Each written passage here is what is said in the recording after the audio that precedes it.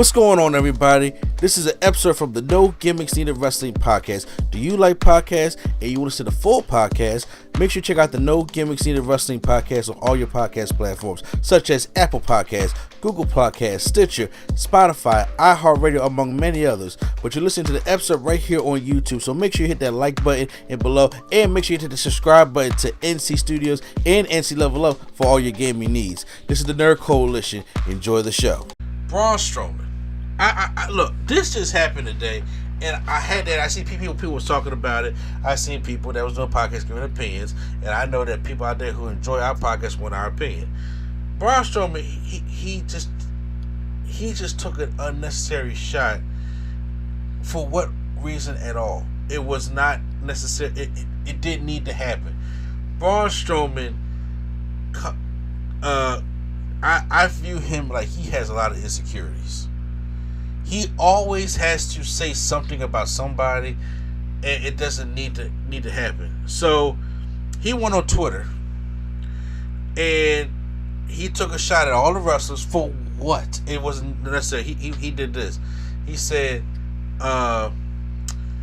this is paraphrasing of what he tweeted, that what him and Omos did at Crown Jewel. He said, holy hell, and he tagged Omos. Can you believe we got a 47 stars and reminded the people that no one cares about all these floppy floppers? Giants and monsters flippy flipper bag your groceries at Koger, whatever that is. Who tagged? I was just like, why not just tag Omos and say, yo, we tore the house down? Their match was not a bad match. It was actually a pretty decent big guy match. This could have got much worse. And Braun made Omos look good. I'm just like, so why can't you just say, hey, whatever case is, we proved the doubt is wrong, or hey, thanks so much, we went out there and had a decent match. Why do you have to bring down everybody else? Well, you know, some people didn't like that shit, and they came out and said something. And of course, you got your average people that said something like, you know, Mustafa Ali came out and says, "Can you teach me how to get fired?" ? And Chris Jericho was just like, "I used to bag groceries," but I think Will Ospreay had one of the best answers, and he was just like, "Why are you so mad about making money?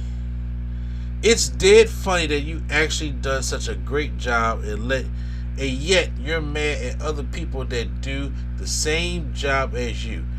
Relax, my guy. Just say you really enjoy showing super heavyweight wrestling." The end. The end.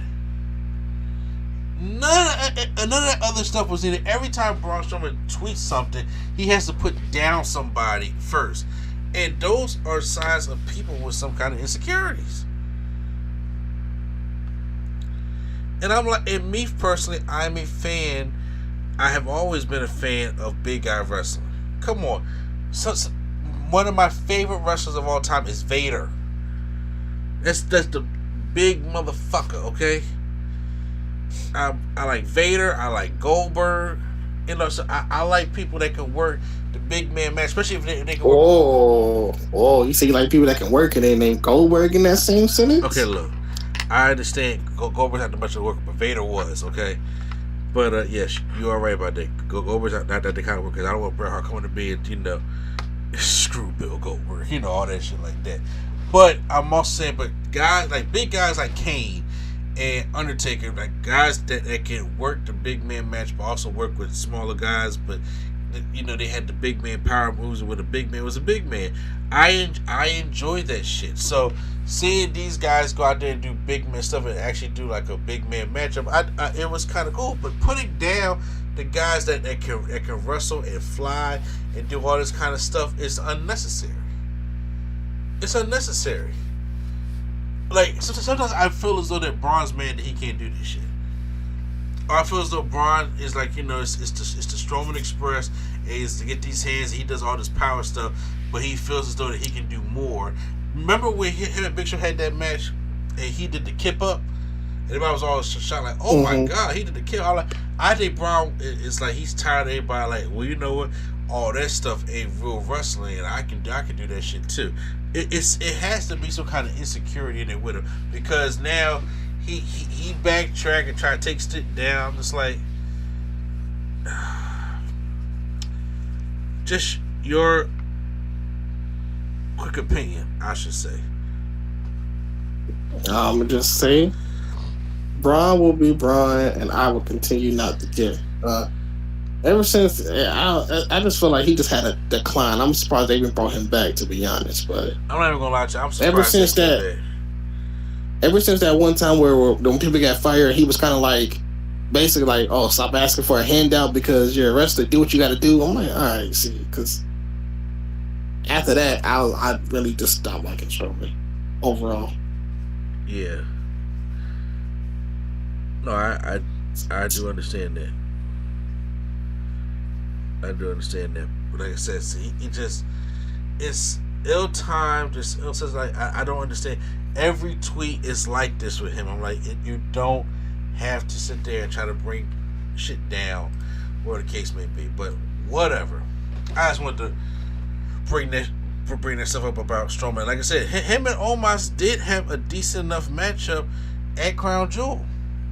Had this a big man matchup. He actually power slammed a big motherfucker. Cause I was wondering, like I said, he didn't get a power bomb out, but is he at least gonna get a power slam off of him? And he did get a power slam. So I thought that was impressive.